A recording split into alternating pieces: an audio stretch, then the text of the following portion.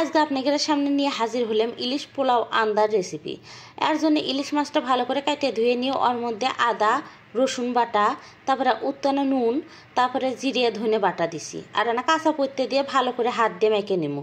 নিয়ে 10 মিনিটের মতো আনা রেস্টে রাখবো, সময় থাকলে আধা ঘন্টাও রাখতে পারেন। তারপরে কড়াইয়ের মধ্যে সর্ষের তেল দিয়ে মেখে রাখে ইলিশ মাছগুলো দিয়ে দেবো। দিয়ে ওর মধ্যে 1 গ্লাসের মতো ছোটো গ্লাস দিয়ে মানে 1 কাপের মতো দুধ দিয়ে দেবো। আর ইলিশ মাছ রাঁধতে বেশি সময় লাগে না, এনা জাল হলেই হয়ে যায়।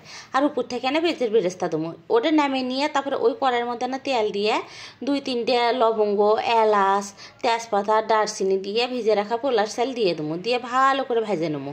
আর এই পুরো রান্নাটা কিন্তু সর্ষের তেল দিয়ে রান্নার চেষ্টা করবেন, তাহলে স্বাদ ঘ্রাণ ভালো হয়। তারপরে পরিমাণ মতো জল দিয়ে দেওয়া লাগবে। আর হলো 2-3টে কাঁচা পত্তি দিয়ে দিচ্ছি। আর যখন একবার হয়ে আসবে তখন যে ইলিশটা দিয়ে উপর থেকে পেঁয়াজের বেরেস্তা ছড়িয়ে দেবো। আর নামানোর আগ দিয়ে অল্প না ঘি দিয়ে দেবো। দিয়ে কিছুক্ষণ দমে রেখে নামিয়ে নেবো। আমার পোলাওটা কিন্তু সেই ঝরঝরা আন্দা হয়েছে। আপনারা কিন্তু ইনকেরে বাড়িতে আন দিতে পারেন। আর সবগুলি ভালো থাকেন, সুস্থ থাকেন এই কামনাই।